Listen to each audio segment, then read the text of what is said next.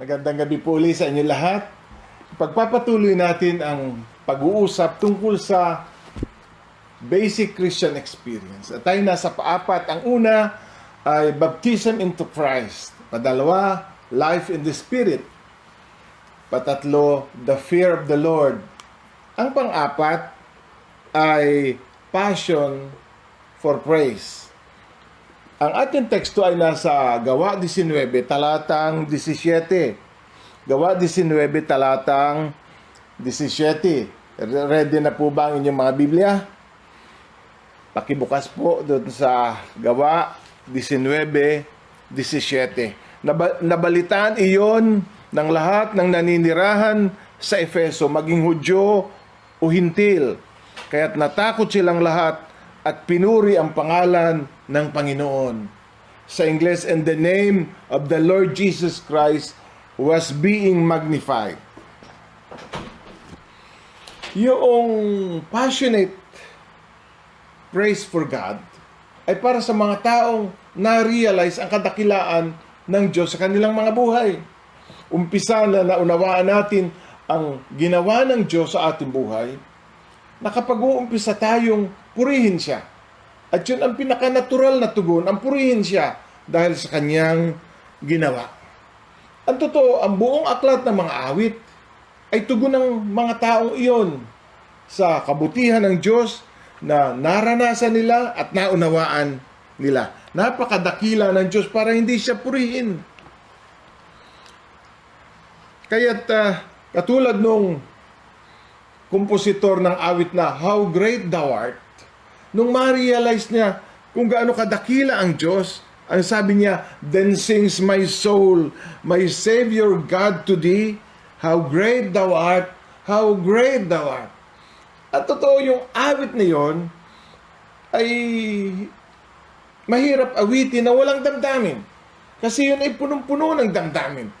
Niloloko natin ang Diyos pag hindi natin aawitin yun ng buong damdamin, sapagkat yun ay nag-uumapaw sa papuri, sa pasasalamat, sa pagdakila at pagsamba sa Diyos na kinikilala niyang tagapagligtas. At nakita rin ng mga taga-Efeso ang kadakilaan ng Diyos. Kaya ang sabi dito sa Tagalog, kaya dumakila ang pangalan ng Panginoon. Bakit dumakila ang pangalan ng Panginoon? Dahil dinakila nila ang pangalan ng Panginoon. Yung salitang magnified, and the name of the Lord Jesus Christ was being magnified, ay loaded with meaning. Paano nasabi ni Lucas na the name of the Lord was being magnified? Ano ang kanyang na-witness? Ano ang pagpupuring nakita niya sa mga Kristiyano? Kaya niya nasabing, the name of the Lord was being magnified. Pagdating sa bahaging ito ng buhay Kristiyano, masyadong matipid si Lucas sa pagtatala. Yun lamang ang sinabi niya tungkol sa kaugalian ng mga unang Kristiyano. Dumakila ang pangalan ng Panginoon, ibig sabihin, dinakila nila ang pangalan ng Panginoon. Kaya yung pagpupuri nila, yung pagsamba nila, yung pagluwalhati nila at pagkilala sa Panginoong Jesus ay ikinargada dun sa phrase na, and the name of the Lord was being magnified. Sa ibang bersyon ng Biblia, the name of the Lord Jesus Christ was highly honored. Pag-aralan lamang natin yon. Yung paano, yung pagkilala sa pangalan ng Panginoon, yung pagdakila sa Panginoon ay kargado ng salitang magnified. Sa ating pag-uumpisa, gusto ko sabihin sa inyo na lahat ng gawa ng Diyos ay pinapalakpakan sa langit. Lahat ng gawa ng Diyos ay pinapalakpakan sa langit. Kaya nga, pag tayo nagpupuri, ang totoo ay nag-join lamang tayo sa mga anghel sa langit sa kanilang pagpupuri sa Diyos. Sundan ninyo ako sa Job 38. Ang sabi dito, ikaw ba ay tao na nang gawin ko ang mundo? Kung may nalalaman ka, lahat ay sabihin mo. Sino ang nagpasya tungkol sa lawak nito? Sino ang sumukat? Yay, di kaila sa'yo. Sino ang may hawak ng pundasyon ng mundo? Sino ang naglagay ng panulukang bato na noon ay umawit ang mga tala sa umaga at ang mga anghel ay nagdiwang at nagsaya? Okay, pasensya, ito yung Biblia ko bago, hindi ko malocate, pero somewhere in chapter 38, 47, verses 4 to 7. Noong umagang yon, verse 6, sino ang may hawak ng mga haligi ng mundo? Sino ang naglagay ng panulukang bato? Noong umagang yon, ang mga bituin nag-awitan at ang nilalang sa langit sa tuway nagsigawan. Ito daw ang eksena nung lalalangin ng Diyos ang mundo. Nang ilagay daw ng Diyos ang pundasyon ng mundo, nagsigawan, nagpalakpakan ng mga anghel. Ngayon, ang punto ko ay ito. Ano naman ang kagandahan para magpalakpakan kapag inalagay ang pundasyon? Kadalasan tayo nahanga at napapawaw pag tapos na ang gusali. Wow, napalakpak tayo. Ang ganda ng pintura, ang ganda ng lahat. Pero bakit nagpalakpakan ng mga anghel ay wala pa namang nililika ang Diyos at inilalagay pa lamang ang pundasyon nito?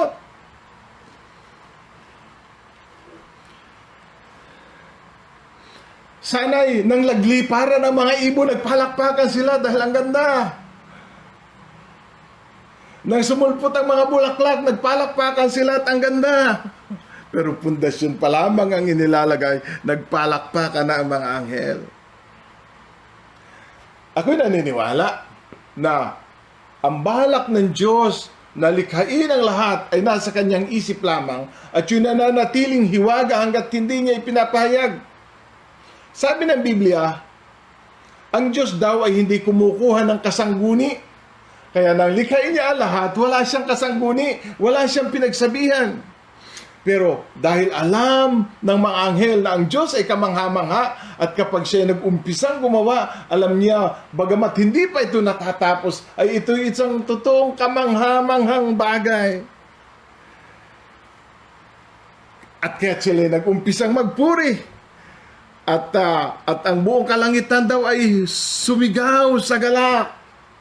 Hindi ko ma-imagine kung yung di mabilang na mga anghel ay sabay na magsigawan.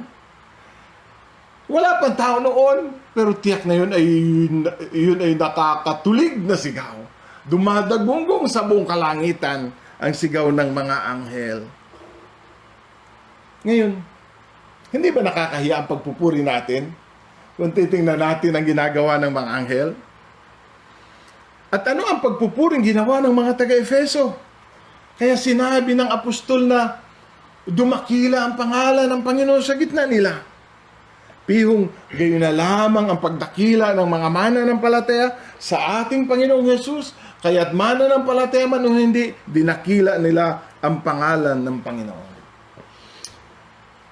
Yung salitang magnify ay tumutukoy sa act of praise. It is an act of praise. Gagamitin natin yung magnifying glass para maintindihan kung ano ang ibig sabihin ng magnified. Ito ang pinaka tangible na bagay na pwede natin gamitin para maintindihan yung salitang magnified. Ang totoo ngayong gabi, gagawit ako ng 2 lente. Sisilipin natin sa 2 lente. Itong 2 salita na ito para ating maintindihan. Ang unang lente ay yung magnifying glass at pa 2 lente ay yung tinatawag sa physics na prism.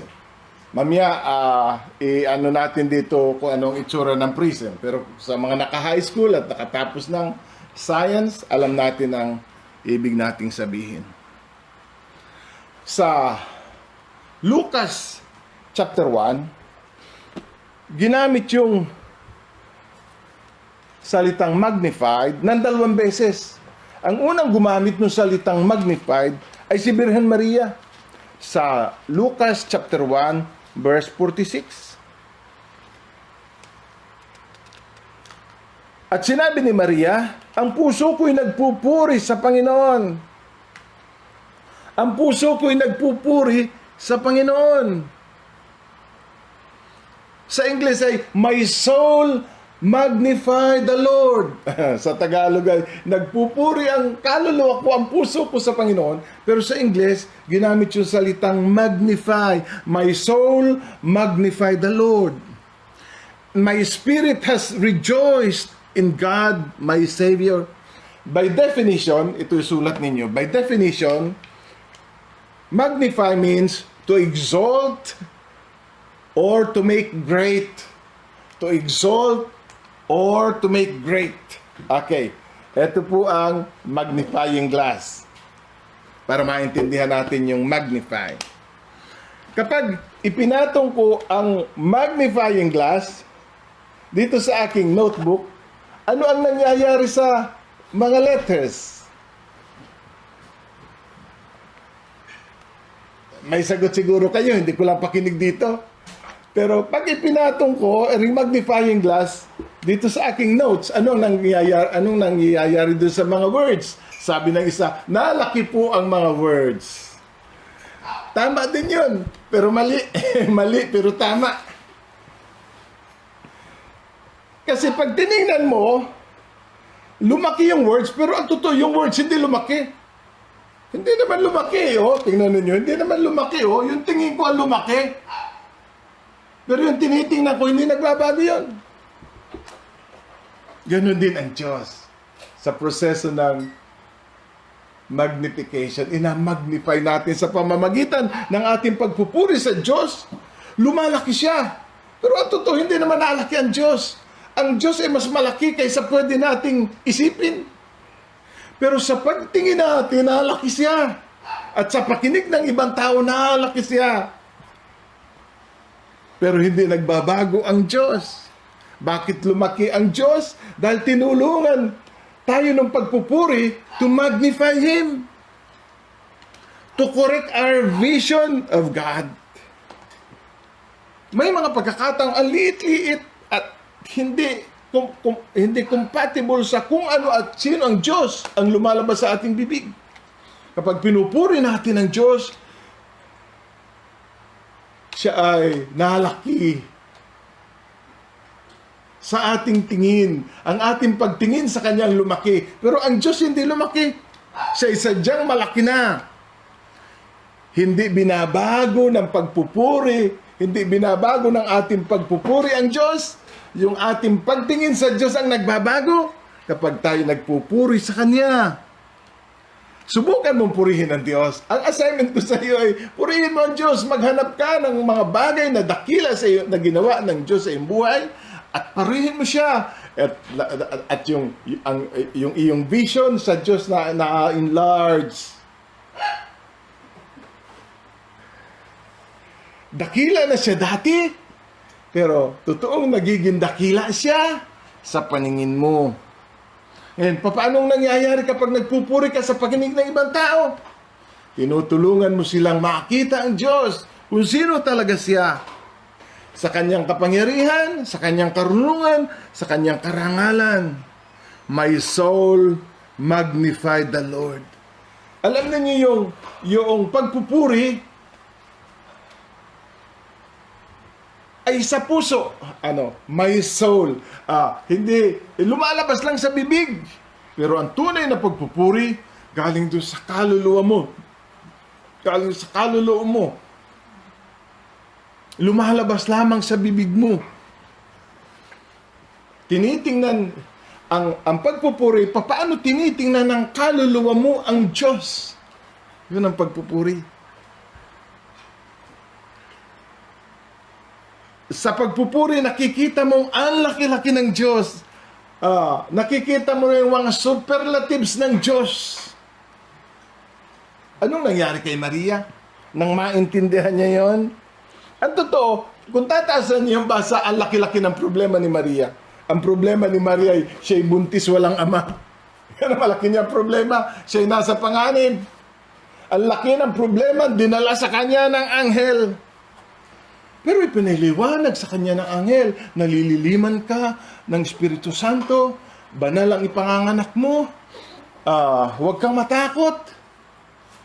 Walang di mapangyayari ang Diyos. Nung yun ay mag-sink in sa kanya. Pinuri niya ang Diyos. Parang nawala na ang kanyang problema kasi ang focus niya ay wala na sa kanyang problema kundi sa Diyos. Kapag tayo nagpupuri sa Diyos, ibinabaling natin ang ating focus mula sa ating problema patungo sa kalakhan ng Diyos at sa kadakilaan ng Diyos. Nagkakaroon tayo ng tamang perspective. Hindi ba? Pag nag-worry ka, ang laki-laki ng problema mo. Pero parang ang liit-liit ng tingin mo sa Diyos. Pero pag nagpupuri ka, ang liit-liit pala ng problema mo, ang laki-laki pala ng Diyos mo. Amen po ba dyan? Ang kawalan ng pagpupuri sa ating buhay, ang nagpapalabo ng ating perspective. Malabo ang perspective natin sa ating kalagayan, sa ating sitwasyon, sa ating kakulangan, sa ating karamdaman. Malabo rin ang tingin natin kung sino ang Diyos. Kapag pinupuri natin siya, nagliliwanag ang paningin natin, nakikita natin ang kadakilaan ng Diyos, nakikita natin ang realidad sa ating problema. Wala yan. Ikumpara dito sa Diyos na ito, na aking kinikilala, aking dinadakila, at niluluwalhati sa aking buhay. Isang classic example dyan ay si Pablo at si Silas. Sila ay bugbog sarado, sila ay nabibingid sa kamatayan, hirap na hirap. Nakagapos pa ang kamay at paa at nasa pinakamadilim na parte ng bilangguan. At sa katahimikan ng gabi, binasag ng kanilang papuri ang kadiliman iyon. Parang sibat na tumusok sa kadiliman, napilit gumapo sa kanila. Hindi nila akalain na maghihimala ang Diyos. Kapag nagpupuri tayo sa Diyos, inaanyayahan natin na ang Diyos ay maghimala sa ating kalagitnaan, yayanigin niya ang ating mundo at isasaayos ang lahat ng bagay. At nangyari nga na iniyanig ng Diyos ang kanilang kinalalagyan, nakalag ang kanilang mga gapos at sila'y nakalaya at nahayag ang kapangyarihan ng Diyos doon sa bantay bilangguan. Nakapag-ibanghelyo pa sila at nahugasan ng kanilang mga sugat, nakakain at nakahigop ng mainit, nakalaya kinabukasan.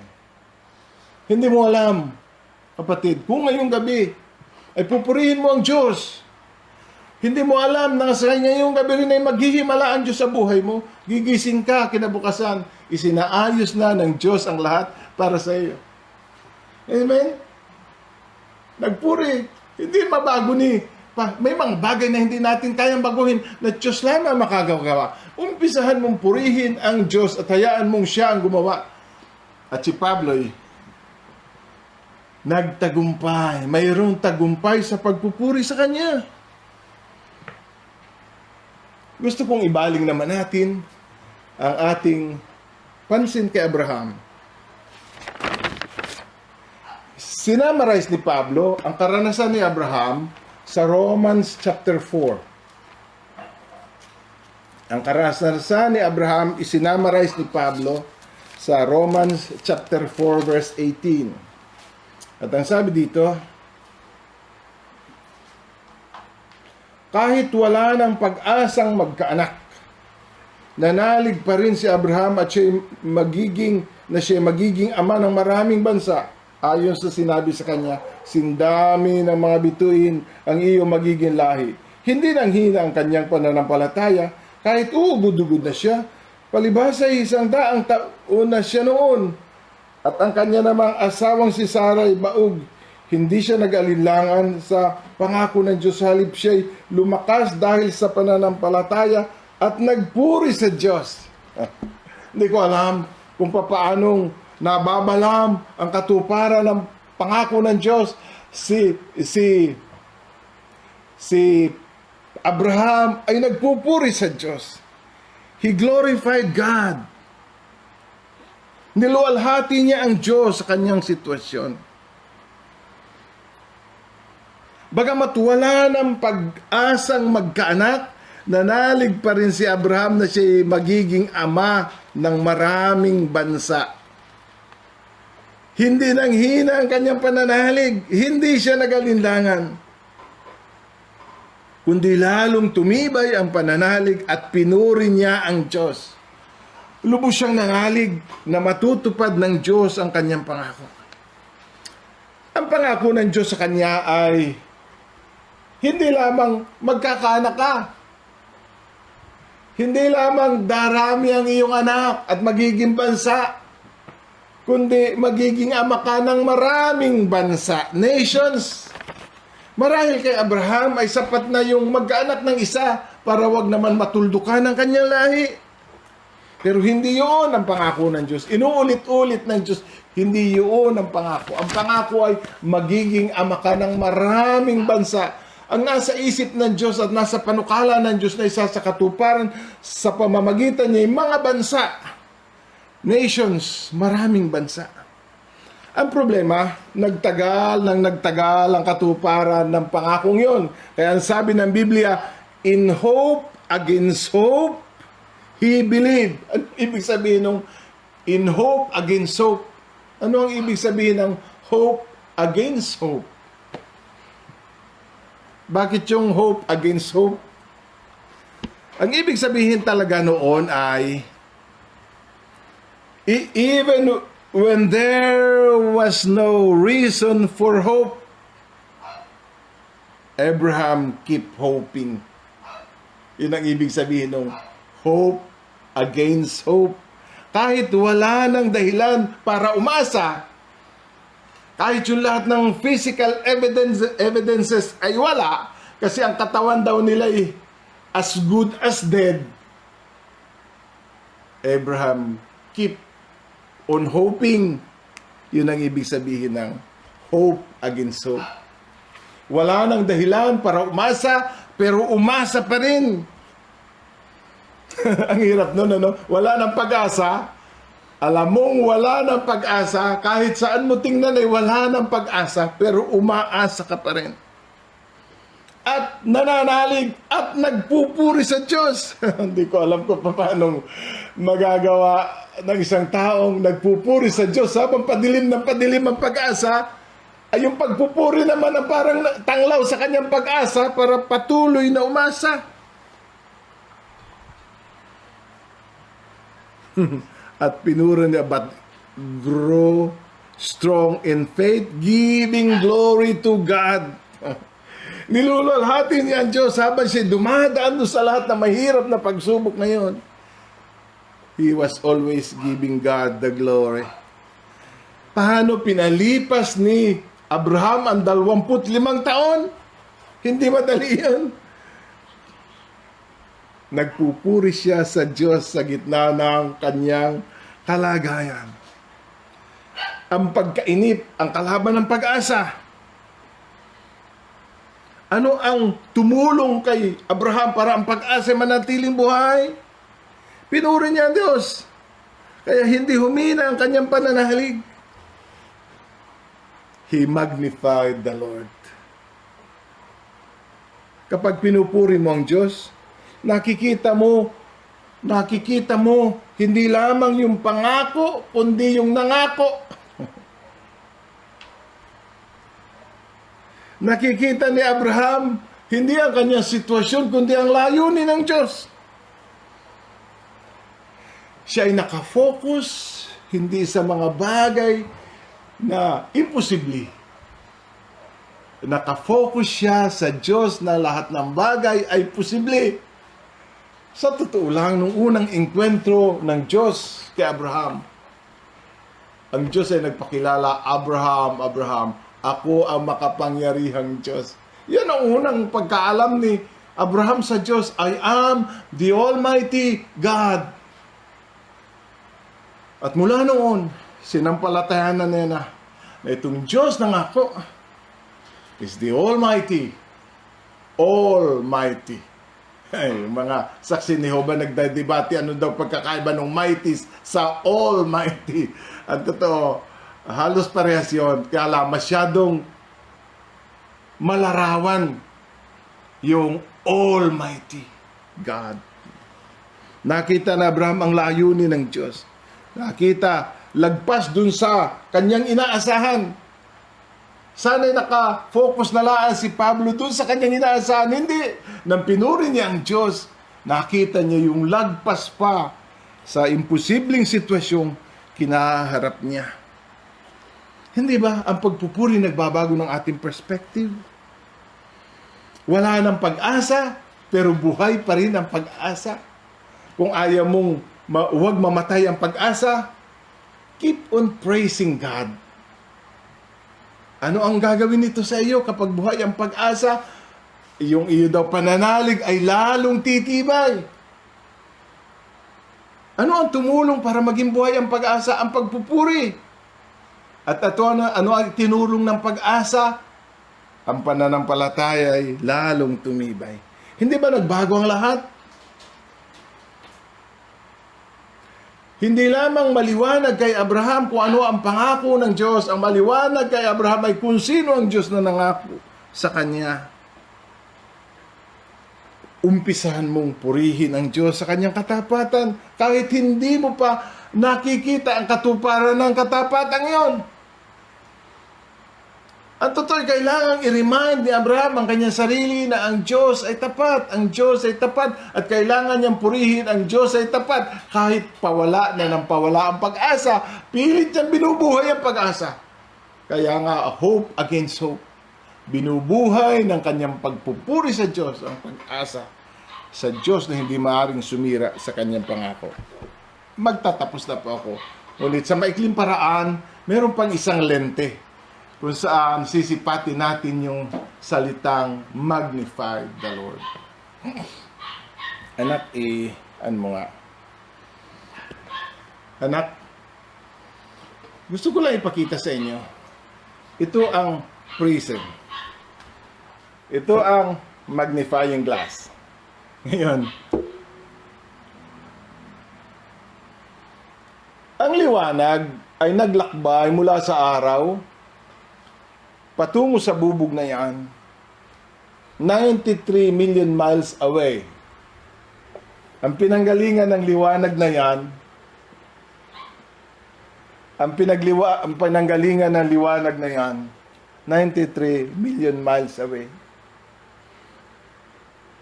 Pero ang liwanag, akala natin walang kulay. Bulag tayo sa kanyang kulay. Pero nung tumama siya sa surface ng prism, isang klase ng bubog, ang mga kulay ay naghiwa-hiwalay. Ito ang sabi dito sa Lucas 1:58. Nabalitaan ng kanyang mga kapitbahay at mga kamag-anak na siya'y pinagpala ni Yahweh at nakigalak sila sa kanya.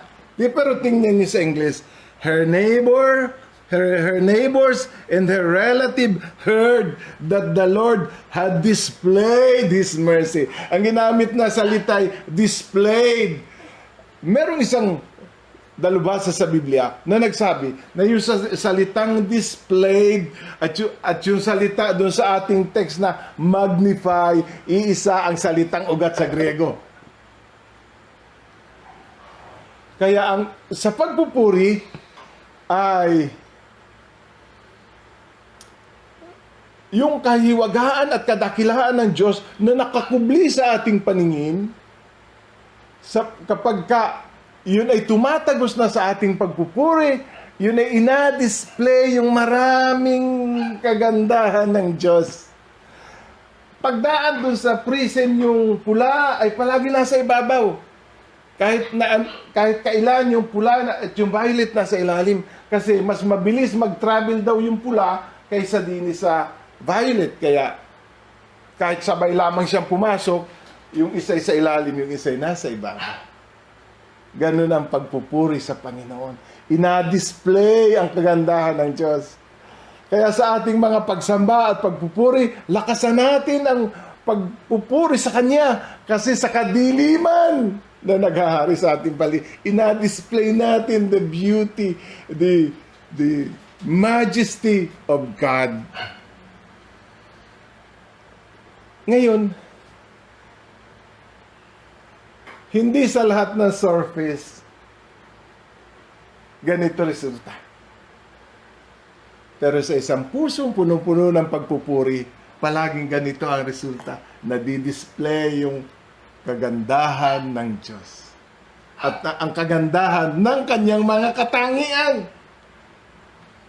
May pagkakataon na kailangan nating i-display yun. May pagkakataon na ang pagpupuri kailangan nating ilakas para mahayag ang kagandahan ng Diyos.